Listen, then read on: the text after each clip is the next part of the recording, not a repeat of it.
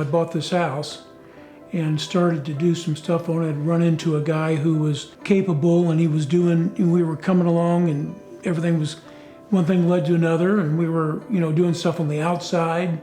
And I was kind of, working at it just kind of at a pace that was, was good for him and good for me. And then we ran into COVID. And I had to put the brakes on the project.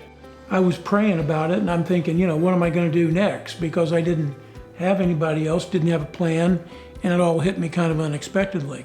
One day Damon calls me. I had not actually talked to Damon about it, and he was asking me about something else. He came in here and started, with the bathroom, and started with that. And then after I got a comfort level with Damon, we started expanding on. I said, well, look at the other bathroom, see what you think of that. And here's what we're thinking about in the kitchen, because nothing had been done in the kitchen. And looking back, I would have liked to have started with him at the beginning. But that wasn't God's plan. God taught me a lot during this journey, but it taught me, one of the things it taught me was the value of, you've got to have the right contractor. It's a very intimate type of thing with these people in your house, and whether or not you think it's, this house is important to me.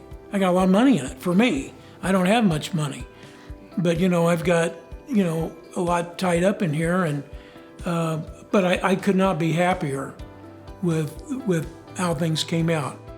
It was an answer to prayer, because I was really up against it. Who's going to finish this project? I don't know who to call, and it's halfway done. It's one thing if you're calling a guy, at the beginning, and coming in halfway, it takes kind of a unique guy. So to me, Damon was an answer to prayer.